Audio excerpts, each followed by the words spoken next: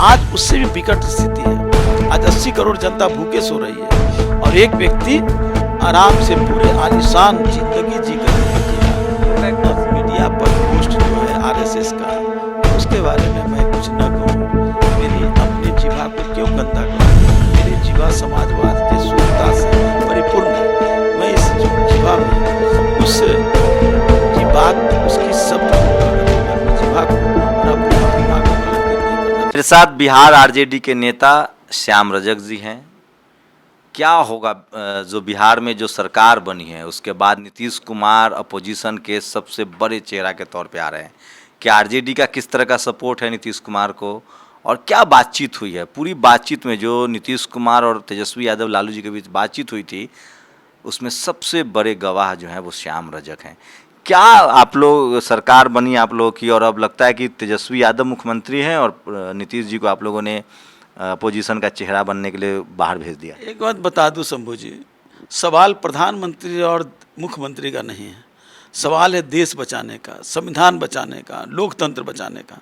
क्योंकि आज देश में लोकतंत्र खतरे में है, संविधान खतरे में है और इस देश की 130 करोड़ जो जनता है वो खतरे में है। इसलिए इस खतरे को बचाने की लड़ाई है और इसमें जो देश के जो तमाम जो लोकतंत्र में विश्वास करने वाले लोग, अंबेडकर जी के संविधान में विश्वास करने वाले लोग, समाजवाद में विचार करने वाले लोग, तमाम लोग एक होकर करके इस मनुवादी लोग जो इस देश में तनाव पैदा करके गंगा जमुनी संस्कृति को ख़त्म करना चाहते हैं, उसकी लड़ाई है। और हम ऐसे लोगों को जो मनुवाद स्थापित करना चाहते हैं, जो देश की संस्कृति को, देश की सभ्यता को नेस्तनाबूद करना चाहते हैं, ऐसे लोगों के खिलाफ है। इस लड़ाई में हम चाहते हैं कि सब लोग एक हों। और एक बता दूँ, बिहार तो बराबर नेतृत्व किया है देश की आज़ादी की लड़ाई में भी। जब मोहनदास करमचंद गांधी जब बिहार आए तब वो महात्मा गांधी बने और देश की आज़ादी की एक बुनियाद खड़ी हुई और देश में आज़ादी हुई। दूसरी आज़ादी लोकनायक जयप्रकाश की अगुवाई में बिहार से ही शुरू हुई। बीपी सिंह के साथ जो भ्रष्टाचार के खिलाफ लड़ाई हुई वो भी बिहार से शुरू हुई। देश में जब जब बिहार ने करवट बदला है, देश में अंगड़ाई ली है और देश में बदलाव आया है। इस बार भी जो आरजेडी और जनता दल यू मिल करके जो एक साथ आए और तमाम जो विपक्षी पार्टी, वामपंथ भी, कांग्रेस भी, सब लोग एक साथ आए, तो लोगों को, जो लोग हतोत्साह हो रहे थे देश में, जो लोकतंत्र की लड़ाई लड़ने वाले लोग, ऐसे लोगों को एक प्रेरणा मिली और उस प्रेरणा के कारण देश में एकजुट होने की एक चाहत जगी है। आप तो लालू जी के करीबी भी हैं, नीतीश जी के साथ भी आपने लंबे समय तक काम किया है। क्या लग रहा है, क्या स्ट्रेटजी बनी है आप लोग की? सारे अपोजिशन के लीडर को एकजुट करेंगे, पीएम कैंडिडेट घोषित हो गए, या पहले चुनाव लड़ा जाएगा उसके बाद देखा जाए? देखिए, आप मैं बता दूं, हम लोगों ने कभी पीएम की लड़ाई नहीं लड़ी है। जब 1974 की लड़ाई लड़ी जा रही थी, कोई मुरारजी भाई का नाम नहीं आया था। जब पूरी जीत हो गई, चुनाव हो गया, वहीं हुआ नेतृत्व का और मोरारजी देसाई चुनाव में जीते और मोरारजी देसाई देश के प्रधानमंत्री बने। लेकिन भारतीय जनता पार्टी ने दूरी सदस्यता के नाम पर अलग हुए और सरकार गिर गई। दूसरी बार 89 में भी कोई बीपी सिंह के नेतृत्व में चुनाव नहीं लड़ा गया था। लड़ाई भ्रष्टाचार बनाम लड़ाई थी और उसमें बीपी सिंह को सब लोगों ने सर्वसम्मति से नेता चुना। और लगातार देवे गौड़ा के समय भी कौन जानता था कि देवे गौड़ा प्रधानमंत्री बनेंगे, कौन जानता था गुजराल बनेंगे, लेकिन लोग चाहत हुई और बन गए। तो हमारी लड़ाई प्रधानमंत्री की कभी नहीं रही है, नेतृत्व की लड़ाई कभी नहीं रही है। नेतृत्व तो जनता करती है और जनता ने तय कर लिया है इस मनुवादी व्यवस्था को ख़त्म करना है। मनुवाद की बात जब मैं कर रहा हूँ तो कोई हिंदू मुस्लिम की बात नहीं कर रहा हूँ। देश में जो सांस्कृतिक जो हमारी सभ्यता है, गंगा जमुनी संस्कृति जो है, उसमें जो एक गांठ लगाने का काम किया जा रहा है आरएसएस के द्वारा, उनके अनुयायियों के द्वारा और उनके जो मित्र हैं जो हैं अडानी अंबानी जैसे लोग, उसके द्वारा जो देश को गुलाम बनाने जा रहा है। इस देश के 80 करोड़ लोग एक टाइम भूखे बिना खाए हुए सो जाते हैं और देश में एक व्यक्ति विश्व का तीसरा व्यक्ति अमीर हो जाता है। लड़ाई ये है। डॉक्टर लोहिया ने 3 आना और 3 रुपये की बात कही थी, तो आज उससे भी विकट स्थिति है। आज 80 करोड़ जनता भूखे सो रही है और एक व्यक्ति आराम से पूरे आलीशान जिंदगी जी करके जी रहा है। लोगों का एक परसेप्शन है कि विपक्ष के नेता डरे हुए हैं, सीबीआई, इनकम टैक्स, ईडी से कैसे लड़ पाएंगे आप लोग? देखिए, डर नहीं लगता आपके किस- नेताओं को? लालू जी इतना उनको जेल में रख दिया गया, उनको चुनाव लड़ने पर बैन लगा दिया गया, कोर्ट से इस तरह के फैसले आए, हो सकता है आपके नेताओं को फिर से जेल में डाल दिया जाए। हम लोगों ने 15-15 महीने तक मीसा में सश्रम कारावास झेल करके आए। हम लोग कभी डरते नहीं हैं। और ईडी या सीबीआई क्या है, ये तो एक निमित्त मात्र है। ऐसे लोगों से डरना। हमारे नेता तेजस्वी यादव ने तो कहा था कि अगर बहुत शौक है ईडी और आईटी और सीबीआई को, तो हमारे कार्यालय में या उनके आवास में आकर के कार्यालय खोल ले। हम डरने वाले लोग नहीं हैं। इस बिहार के लोग जो सोचता है वो करता है। बिहार बड़ा टिकाऊ है और कोई भी पक्ष लोग, बिहार का जब अगुवाई हुआ है नीतीश कुमार और तेजस्वी यादव जी और तमाम विपक्ष पार्टी बिहार में जब यूनाइट होकर के जब लड़े हैं, तो देश के लोगों को एक जागृति आई है, एक जज्बा आया है और लोगों में एक ऊर्जा आई है। लोग कह रहे हैं कि नीतीश जी मिल रहे हैं और लालू यादव पीछे से बैठ के स्क्रिप्ट लिख रहे हैं कि किसको कहाँ मिलना है, किससे कब मिलना है, ये सब लालू यादव तय कर रहे हैं। हाँ? जी देखिए, हम लोग एक हैं। ये भारतीय जनता पार्टी जो गोवल्स के वंशज हैं, इनके रूहें रवां में गोवल्स के अंश कहीं न कहीं जमे हुए हैं। तो गोवल्स के जो वंशज होंगे वो गोवल्स की भाषा बोलेंगे। हम मिल कर के लड़ाई लड़ रहे हैं, मिल कर के रणनीति बना रहे हैं, एक दूसरे से मिल रहे हैं दिल खोल कर के। और हम लोग कोई नेतृत्व की लड़ाई नहीं लड़ रहे हैं। हम तो जानते हैं कि देश की जनता नेतृत्व करेगी और देश की जनता जिसको चाहेगी वो बनेगी। लेकिन इस देश पर जो बड़ा खतरा संकट है, मैं फिर कह रहा हूँ कि देश एक मानचित्र नहीं है। मानचित्र तो हमारा एक खाका है, लेकिन जब देश के तमाम 130 करोड़ लोगों का दिल है, वो दिल ही देश है। और आज देश के लोगों का दिल टूट रहा है, तो देश टूटने से कोई नहीं बचा सकता है। इसलिए दिल को जोड़ने के सवाल। इसलिए लालू यादव जी तो एक हमारे नेता हैं और मैं ये कहूँ कि उनको सबसे बड़ा नेता है, इसमें कोई कहने की ज़रूरत नहीं है, उनको अलंकार लगाने की ज़रूरत नहीं है। लेकिन सब मिल करके, नीतीश कुमार जी भी अनुभवी हैं, उन्हें 15 साल तक उनके प्रशासन के अनुभव हैं, समाजवाद की बीज से पैदा हुए लोग हैं। तो ये सब लोग मिल करके ऐसे शख्सियत को हटाना चाहते हैं जो हिटलर शाही इस देश में लाना चाहते हैं। तो ये सवाल वही, मैं चूँकि आप नीतीश जी को जानते भी हैं, हम लोग कोशिश, वो लगातार केजरीवाल से भी मिल रहे हैं, सीताराम येचुरी से भी मिल रहे हैं, जेडीएस से भी मिल रहे हैं, शरद पवार, कांग्रेस, मतलब क्या सारे दलों को एकजुट कर देंगे आप लोग जो अपोजिशन में हैं? अगर सब लोग नहीं मिलेंगे तो इस जो मनुवादी जो लोग हैं, जो बड़े स्थापित अपने आप को हो रहे हैं, जो गांव तक जा कर के, कल अखिलेश यादव से भी मुलाकात, हाँ, कल गांव में तक जा कर के और अपनी जो कट्टरपंथी ताकतों के द्वारा अपना स्थापित होना चाह रहे हैं, ऐसे लोगों से लड़ना है। तो ऐसे लोगों से लड़ना है तो सबको मिल करके लड़ना होगा, सारे लोगों को ताकत एक साथ होना होगा। आप याद कीजिए 77 में कहाँ था वामपंथ, दक्षिणपंथ, समाजवाद, सब अलग अलग थे, लेकिन मिल करके एक निरंकुश के खिलाफ लड़ाई लड़े और उसके बाद कई लड़ाई हुए हैं। हर एक लड़ाई में देश में जब सब मिले हैं तब जा कर के देश। टीवी अखबार से कैसे लड़ पाएंगे? अखबार तो कोई, मैं मानता हूँ ये सब लोग उनके पीछे लग्गू हैं, उनके पेट वर्कर मैं मानता हूँ। जो कुछ मीडिया के लोग, मैं सबको नहीं कर रहा हूँ, कुछ मीडिया के लोग उनके पेट वर्कर हैं। जैसे आरएसएस की कई शाखाएं हैं, उसी तरह से पॉलिटिकल शाखा भारतीय जनता पार्टी, उसी तरह से मीडिया भी शाखा है। मैं मीडिया शाखा है, उनके एक प्रकोष्ठ हैं, जो कुछ चंद जो लोग हैं उनके प्रकोष्ठ के लोग, उनकी ट्रेनिंग होती है नागपुर से जो बात कहा जाता है, अडानी के द्वारा जो रणनीति तय की जाती है, अडानी उसके भामाशाह हैं और उनके मनु हैं आरएसएस। तो मनु और भामाशाह मिल करके ऐसे लोगों को पोषने का काम कर रहे हैं और देश में सांप्रदायिकता के पोषक लोग के ये स्थापित लोग हैं। हिंदू मुस्लिम की क्या काट है? हिंदू मुस्लिम देश की संस्कृति रही है, हिंदू मुस्लिम कभी लड़ा नहीं है।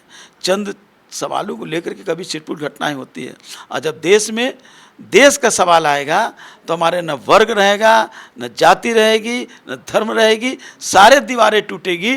और ऐसे जो देश को ख़त्म करने वाले लोग हैं, जो लोग बाहरी ताकतों के गुलाम बने हुए हैं, ऐसे लोगों को नेस्तनाबूद कर देंगे। मीडिया का असर, मीडिया जितनी आलोचना कर रहा है, अभी कह रहा है नीतीश बिहार छोड़ के बाहर घूम रहे हैं, उस पर अब आप लोग एकदम आप लोग को लग गया है कि मीडिया को बहुत इग्नोर करना है, उसके असर नहीं? मैं मीडिया को कोई, जो चंद मीडिया के लोगों को हम कोई गंभीरता से नहीं लेते हैं, कोई गंभीरता से नहीं लेते हैं।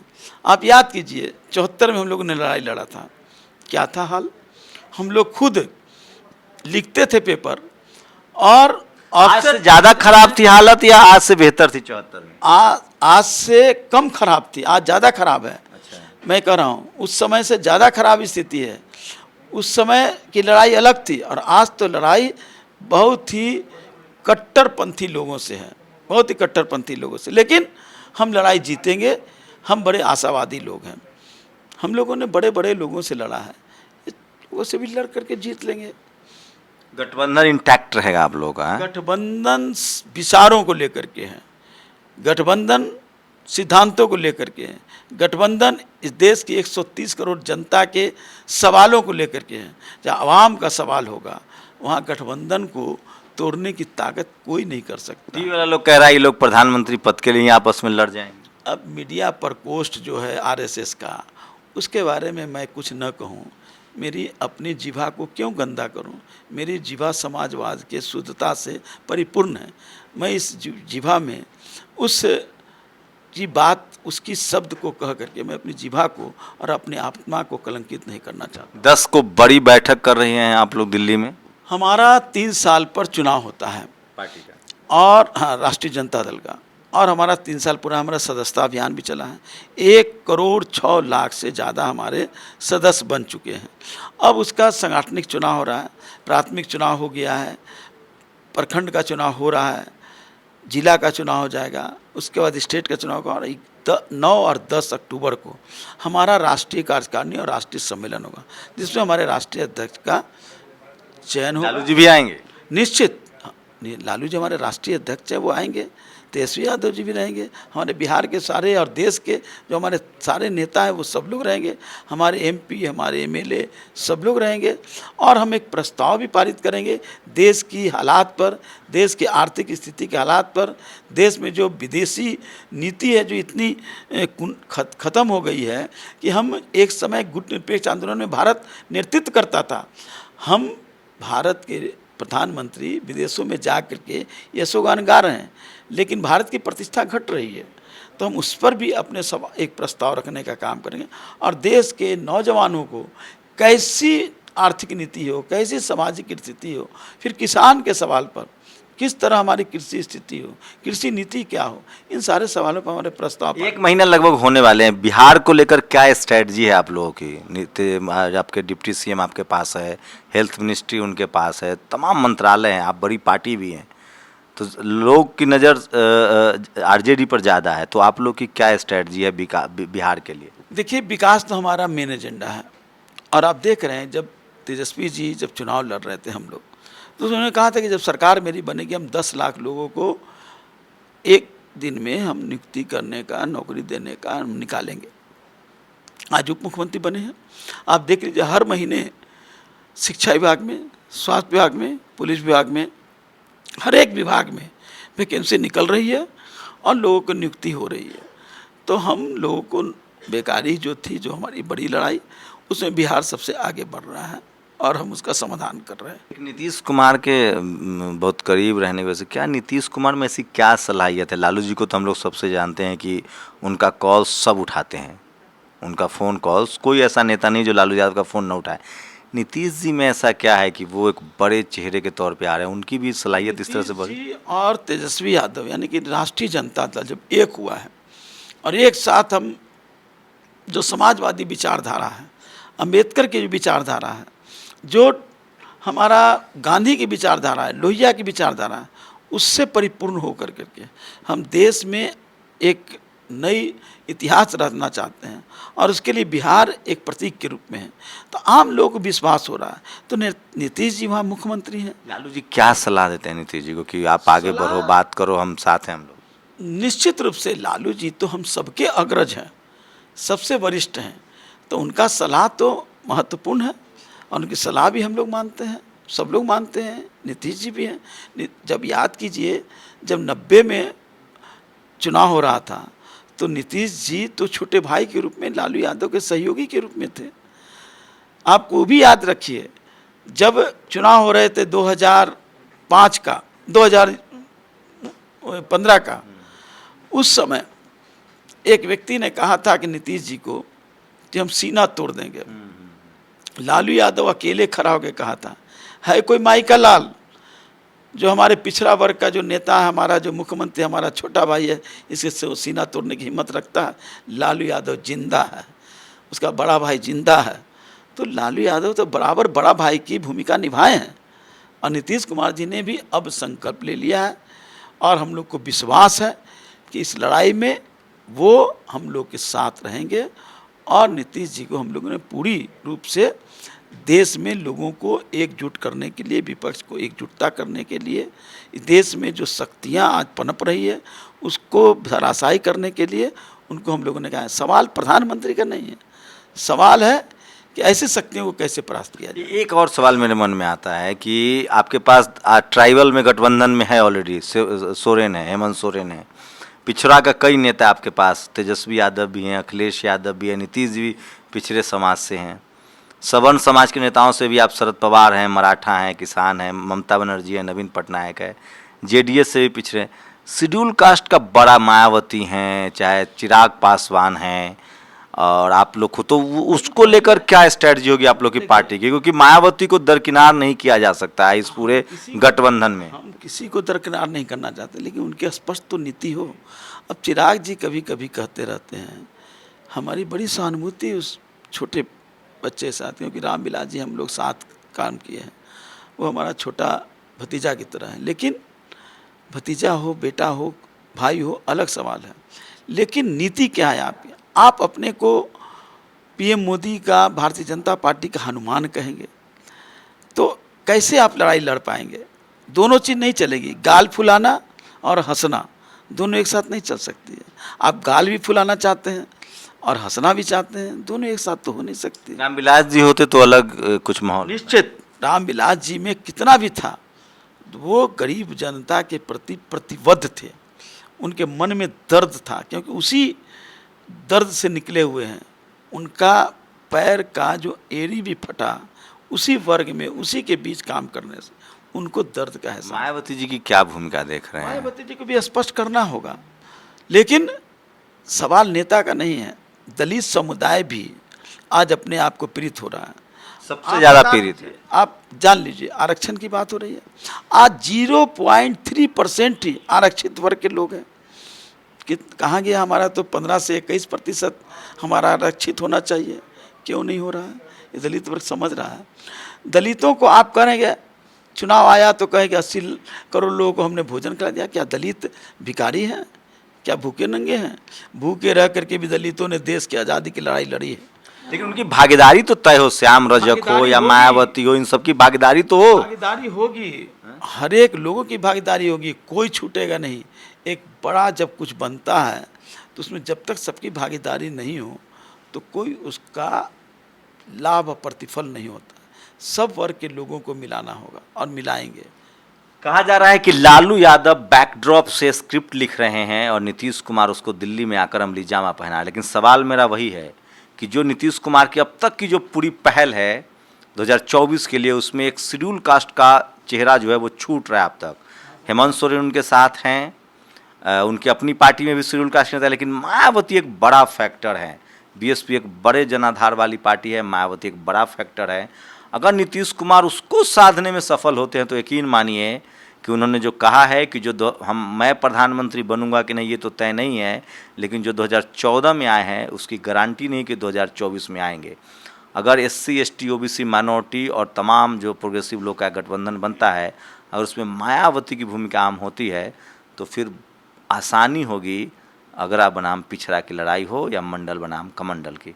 खैर 2024 में भी थोड़ा समय है, लेकिन जिस तरह से हवा बन रही है, जिस तरह से नीतीश कुमार ने पिछले 2 दिनों में दिल्ली का माहौल गर्म किया, उससे तो साफ है कि 2024 के लिए लालू यादव और नीतीश कुमार की पूरी जोड़ी जो है वो कोई एक स्क्रिप्ट पर काम कर रही है, और हो सकता है कि 2024 में आपको नतीजे चौंकाने वाले मिले।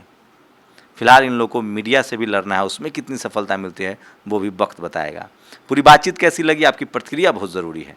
कैमरा पर्सन आशीष के साथ शंभू कुमार सिंह, नेशनल दस्तक, दिल्ली।